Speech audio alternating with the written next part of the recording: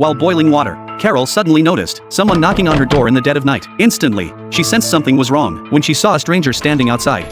Carol quickly locked the door's safety latch, but what she never expected was the man claiming to be from the Census Bureau. But just then, the man suddenly reached his hand inside.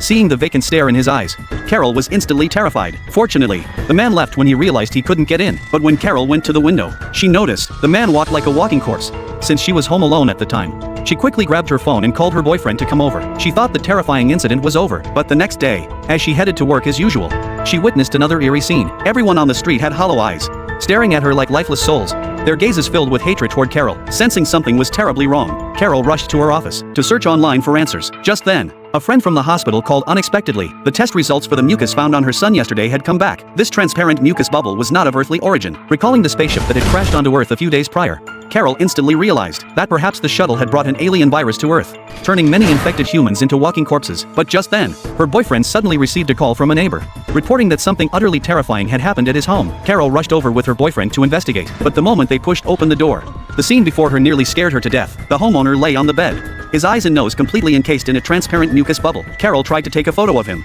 but unexpectedly, the man suddenly attacked her. This instant terrified Carol into a panic. Before she could react, the man crawled out like an animal, but as he reached the staircase, he suddenly died. Doctors believed the man's sleep had been interrupted, causing a stress reaction that led to sudden death. Realizing the virus had invaded Earth, Carol rushed straight to her ex-husband's home to retrieve her son, but upon arriving, she discovered the house was filled with people, all staring at her with vacant eyes. Realizing her ex-husband had also become infected, Carol fled without hesitation, but her ex-husband tackled her to the ground and spat acid in her face. Strangely, the next moment, he let Carol go. At this point, Carol remained unaware that a terrifying virus had already invaded her body. Once she fell asleep, her cells would undergo complete restructuring, transforming her into a terrifying new kind of human. Seeing her ex-husband and his followers closing in from behind, Carol frantically drove away. Yet she hadn't gone far when a group of expressionless people blocked her path. Realizing they too were infected, Carol panicked and fled from her car. But these people didn't seem ready to let her go. They relentlessly pursued Carol from behind. Desperate, Carol ran into the streets seeking help, but everyone she encountered ignored her. She fled into a subway station,